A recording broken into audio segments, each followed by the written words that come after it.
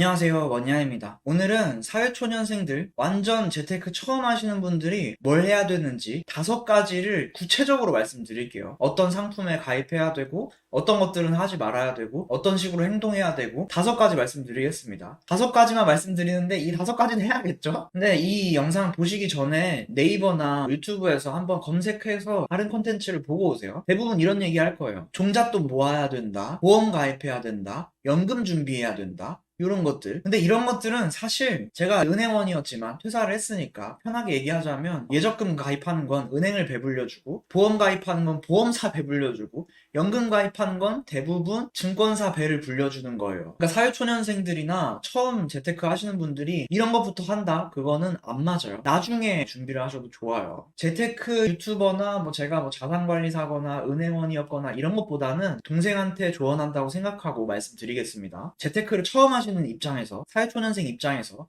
제가 말씀드리는 5가지만 필수고 나머지 것들은 안 하셔도 돼요. 쓸데없는데 시간 낭비, 돈 낭비하지 마세요. 자, 첫 번째는 비상금 마련을 하시는 거예요.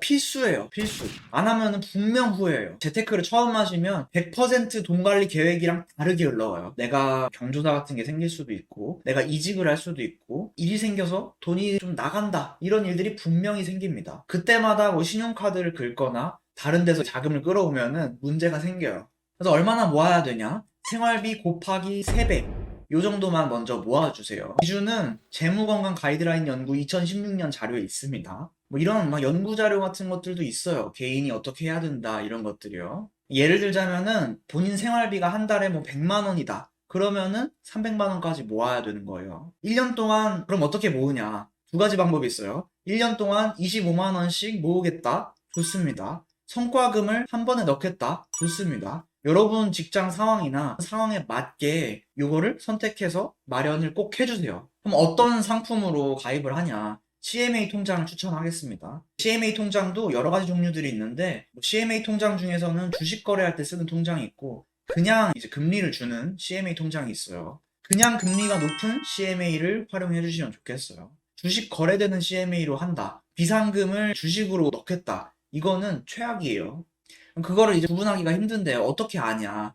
네이버에 CMA 금리 이렇게 검색하시면 네이버가 내림차순을 해가지고 알려줍니다. 좀 더 잘하고 싶다 그러면 안지한 카페에 저희 스태프들이 CMA 금리를 다 조사해가지고 엑셀 만들어서 매주 올려주고 있으니까 그거를 참고하셔도 좋겠어요. 비상금 통장이 나중에 투자할 때도 아주 중요한 역할을 해요. 이 투자라는 게 손실을 보다가 수익을 보는 이 구조거든요. 여러분들이 생각해봐도 주식 투자나 어떤 증권 투자나 이런 것들 말고 내가 시간을 투자한다, 어떤 자격증을 따겠다, 여러분이 시간 투자를 하면서 마이너스인 상태이고 그 자격증을 취득함으로써 플러스인 상태로 넘어가는 거예요. 이 투자라는 말 자체가 마이너스에서 플러스로 넘어가는 거예요. 근데 내가 주식 투자를 했어요. 근데 마이너스가 됐어. 마이너스가 되면은 초보 입장에서는 엄청 불안하거든요. 근데 내가 비상금을 어느 정도 가지고 있어요. 600만 원이든 1000만 원이든 어느 정도 가지고 있어요. 그러면은 여기서 뭔가 대응을 해볼 생각을 할 수 있어요. 아, 주식이 많이 싸졌으니까 비상금 통장에서 조금만 가져와서 조금 더 사줄까? 이런 대응도 할 수 있고, 아니면 생활비는 비상금 통장에서 해결을 할 수 있으니까 좀 여유를 갖고 기다리자, 이렇게 생각도 할 수 있어요. 비상금 통장이 있다는 사실 자체만으로도 안정감이 생기고 버틸 여유가 생깁니다. 그러면은 투자를 하고 수익으로 넘어갈 때 조금 더 성공률이 높아지겠죠. 자, 비상금 통장 강조드렸고, 2번째, 주택 청약입니다. 주택 청약은 일단 가입은 해두세요. 2만 원을 넣든 10만 원을 넣든 넣는 건 둘째 치고 일단 가입은 먼저 해두세요. 요즘 윤석열 정부가 들어오면서 청약통장이 2만 원씩만 넣어도 1인 가구가 당첨될 폭이 점점 늘어났어요. 그래서 이 청약통장 관련된 개념은 제가 찍어놓은 청약 영상이 있어요. 조회수 50만이 넘었더라고요. 참고를 해보시면 기본적인 틀은 잡으실 수 있을 거예요. 근데 이 청약통장이 새 집에 들어간다, 이런 통장인데 이런 혜택 말고도 다른 기능들도 있어요. 첫 번째는 금리를 줍니다. 최근에 1.8%에서 2.1%로 금리가 올랐어요. 2번째는 연말정산의 소득공제가 됩니다. 연 240만 원까지. 그러니까 한 달에 20만 원까지는 혜택을 줘요. 3번째는 이자에 대해서 비과세가 돼요. 우리가 예적금을 가입하면은 1000만 원 예금을 가입했다, 5%짜리다. 그러면은 1000만 원에 5%인 50만 원을 주는 게 아니라 여기서 세금을 15.4% 떼 나가고 나머지 돈만 이자로 줘요. 근데 이런 이자가 비과세가 됩니다. 청약통장은. 네 번째로 은행에도 개별 이벤트들이 있어요.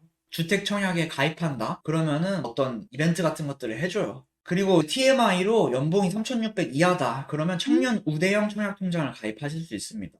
금리를 3.3%를 줘요. 청약통장은 일단 가입해두세요. 납입을 하지 않으시더라도 가입은 해주세요. 세 번째는 연말정산입니다. 처음 재테크를 하는데 연말정산부터 신경 쓰겠다? 이건 좀 시간적으로 비효율적이에요. 왜 그러냐면 연말정산이라는 것 자체가 세금에 대한 이해가 어느 정도 있어야 되는데 그걸 이해하려고 하면은 엄청 힘들어요. 그래서 세무사랑 직업도 있잖아요. 지금 당장 처음 한다. 그러면은 카드만 체크해두세요. 연말정산 때문에 카드 하나 체크한다. 이건 기준이 있습니다. 연봉의 25%를 넘게 소비한다 그러면 체크카드를 쓰고 연봉의 25%보다 더 적게 쓴다 그러면 신용카드를 썼으면 좋겠어요. 뭐 카드 선택하는 거 이런 거는 다음에 영상을 찍든지 예전에 동생이랑 카드 고르는 영상도 있어요. 그거 참고를 해보시면 좋을 것 같아요. 근데 이렇게 연말정산에서 뭐 소득공제나 세액공제나 이런 혜택 보는 항목들이 있는데 근데 그런 세금 혜택 때문에 어떤 보험 상품에 가입한다거나 어떤 연금 상품에 가입한다거나 이거는 앞뒤가 안 맞는 거예요. 세금 혜택을 보려고 어떤 상품에 가입하는 건 앞뒤가 안 맞는 거예요. 다시 강조합니다. 대표적인 게 연금이랑 보험이에요. 이런 상품 자체들은 정부에서 세금 혜택을 줘서 상품의 효율은 좋은데 당장 재테크를 처음 하는 데는 필요가 없어요. 결혼이나 내 집 마련 혹은 머니아이처럼 회사를 하겠다 이런 꿈이 있다 그러면은 그게 먼저예요. 뭐 연금 준비하고 보험 준비하고 하는 건 조금 뒤에 하셔도 돼요. 네 번째, 보험은 실손의료보험만 가입합니다. 이거는 설명을 좀 드리면은 우리나라가 복지국가로 가고 있어요. 그거랑 나랑 뭔 상관이야 하실 수 있는데 국가에서 보험 혜택을 점점 더 넓히고 있어요. 우리나라 국가에서 주는 보험이 국민건강보험이라는 제도가 있어요. 다시 얘기하자면 뭐 우리가 준비해야 되는 보험이 이만큼이라고 칠게요. 이만큼 있어요. 이게 100이라고 치면은 예전에 우리 어머니 아버지 세대가 가입할 때는 국가에서 준비를 해주는 게 뭐 한 30, 40 이랬어요. 근데 지금은 이게 계속 넓어져가지고 60, 70으로 넘어가고 있어요. 다시 말해서 내가 혼자 준비해야 되는 이 보험이 요가 줄어들고 있어요. 여러분들 월급 명세서나 이런 거 보시면은 국민건강보험으로 얼마 나간다. 이런 게 나와 있으실 거예요. 월급에서 어느 정도 국가로 또 세금처럼 내고 있는 돈이 있는 거예요. 예전에 뭐 네이버나 이런 데 써져 있는 글을 보고 보험을 많이 준비한다? 이거는 예전 버전으로 나를 준비하는 거예요. 처음 시작하실 때는 개인적으로는 실손의료보험 정도만 가입하시면 됩니다. 이것도 오해를 할 수 있으니까 20대에서 30대 기준으로 10,000원 정도면은 단독 실손의료보험을 가입하실 수 있어요. 어디서 가입하냐면 보험담화라는 국가 사이트가 있어요. 여기서 비교해보시고 제일 싼 걸로 가입하세요. 실손의료보험은 거의 다 비슷해요. 보시는 분들 중에 뭐 부모님이 막 10만 원짜리 보험 가입해가지고 나한테 줬다. 근데 이거를 실손의료보험인 줄 알았다. 이런 분들이 많아요. 실손의료보험이라는 것만 가입하면은 10,000원, 20,000원이면 충분히 해결되실 겁니다. 실손은 보험사별로 큰 차이가 없기 때문에 사이트에서 그냥 비교해보시고 가장 보험료가 싼 걸로 가입해두시면 충분해요. 나중에 경제력이 좀 더 쌓이면서 여유가 생기고 그럴 때 가족력이 있는 보험을 가입한다든지 그렇게 준비를 해나가셔도 충분해요. 다섯 번째, 내 집 마련, 결혼 자금을 모으기 시작하세요. 이렇게 이제 네 가지 정도를 준비를 하고 나머지 돈은 투자를 해나가셔야 돼요. 자산관리 측면을 설명을 드리면 우리나라 평균 결혼 연령이 남자는 33세, 여자는 30세라고 해요. 2019년 통계청 자료예요. 첫 취업은 남자는 27세, 여자는 25세예요. 이런 통계 자료들을 보면은 약 5에서 6년 정도의 시간이 있다고 볼 수 있어요. 그러면은 내 집 마련을 위해서 쓰는 돈은 얼마냐? 전세나 주택 구입 이런 것들을 통틀어서 한 1억 원 정도가 있으면 좋겠다라는 자료가 있어요. 2018년 보험사회연구원 자료예요. 댓글이 뭐 그게 근거가 있냐 이런 댓글이 있더라고요. 영상 길어지니까 생략하려고 했는데 다 말씀드릴게요. 계산식을 세워볼 수 있어요. 세 가지를 세울 수 있어요. 매달 100만 원씩 6년 동안 10% 정도 수익률을 보겠다. 매달 130만 원씩 5년 동안 10% 수익률을 보겠다. 매달 150만 원씩 5년 동안 5% 수익률을 보겠다. 다시 말해서 매달 100에서 150만 원씩 5에서 6년 동안 5에서 10% 수익률로 굴리면은 1억 원이라는 돈이 완성이 되고 내 집 마련, 결혼 자금 이런 것들이 해결되실 거예요. 여기서 TMI로 두 가지를 말씀드리겠습니다. 첫 번째는 워렌 버핏의 평균 수익률이 20에서 30%예요. 현실적으로 내가 처음 투자를 하는데 워렌 버핏처럼 큰 수익률을 본다는 건 아주 어려운 일이에요. 그래서 5에서 10% 정도 수익률을 기대하는 게 합리적이라고 보여요. 전업 투자자 누구처럼 매년 뭐 100%, 200% 이렇게 낼 수 있다고 하면은 아주 단연간의 경험이 필요합니다. 근데 적금으로 10% 수익률을 만들겠다. 이거는 계산이 좀 잘못된 거예요. 여러분들이 뭐 적금 계산기나 이런 걸 돌려보면 내가 매달 100만 원씩 1200만 원을 적금에 넣었다. 10% 적금에 넣었다. 그러면은 120만 원이 여러분 이자로 꽂히는 게 아니에요. 60만 원 정도밖에 안 나옵니다.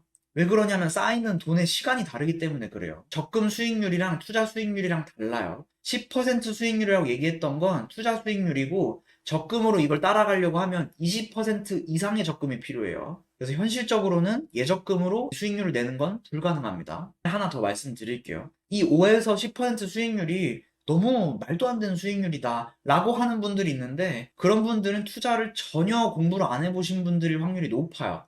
포트폴리오 투자라는 투자 방식이 있고 이건 손실을 최소화하고 단연간 투자를 했을 때 이 정도 수익률이 난다. 통계 자료를 바탕으로 투자하는 방식이에요. 이것도 자료를 넣어드릴게요. 이게 손실이 안 본다는 뜻이 아니에요. 손실을 보는 해가 있으면 그 다음에는 또 기회를 주는 해가 있어요. 예를 들어서 마이너스 10% 손실을 봤다. 포트폴리오 투자를 근데 계속 이어갔다. 그러면 20%, 30% 수익률이 나서 평균적으로 5에서 10% 정도 수익률이 되는 이런 방식인 거예요. 손실이 안 된다 이런 뜻이 아닙니다. 이 투자 방식을 5에서 6년 동안 유지를 해줬으면 좋겠다 이런 뜻입니다. 포트폴리오 투자 검색해서 조금만 알아보시더라도 아 되게 보수적인 투자고 안정적인 투자구나 아시게 될 거예요. 제 영상 조금만 보시더라도 느낌이 오실 겁니다. 이제 5가지 이야기를 드렸죠. 조금 더 얘기를 하면은 투자를 또 어떻게 해야 되냐. 무조건 처음 투자를 하시면 적립식 ETF로 투자하세요. ETF라는 건 여러 가지 종목들을 막 모아놓은 거예요. 다시 말해서 분산 투자가 자동적으로 되어 있습니다. 그리고 포트폴리오 구성을 하셨으면 좋겠어요. 포트폴리오라는 건 주식만 투자하는 게 아니라 채권, 금, 원자재, 달러, 부동산 이런 여러 가지 투자할 수 있는 자산들을 다 섞어준 거예요. 자산 배분이라고 부르기도 합니다. 여러 가지 것들을 섞어가지고 투자를 하기 때문에 안정적으로 시작을 하실 수 있어요. 이렇게 분산 투자, 자산 배분, 적립식 이런 식으로 아주 안전하게 먼저 시작을 하시고 점점 더 공부를 해가면서 집중 투자하는 방식으로 조금씩 넘어가시면 됩니다. 그리고 제일 중요한 게 있는데 투자라는 것도 공부가 필요해요. 운전을 배울 때도 뭐 운전 그냥 하면 되는 거 아니냐. 아빠 운전하는 거 보니까 그냥 해도 되는 것 같던데 대충 해도 되는 것 같던데 해도 필기 시험도 보고 실기 시험도 보고 내가 동네 돌아다니면서 연습도 해보고 주차 연습도 하고 이러면서 기술을 습득하잖아요. 마찬가지로 투자라는 것도 운전이라는 기술을 배우는 것처럼 공부가 필요해요. 어느 정도 지식이 있어야 되고 어느 정도 경험이 필요해요. 공부를 어떻게 하냐. 뭐 저랑 같이 공부를 안 하시더라도 3가지 정도는 하셨으면 좋겠어요. 첫 번째는 뉴스는 꼭 읽어주세요. 뉴스를 읽어야지 내가 생각할 것들이 있어요. 두 번째는 투자 책은 꼭 읽어주세요. 책.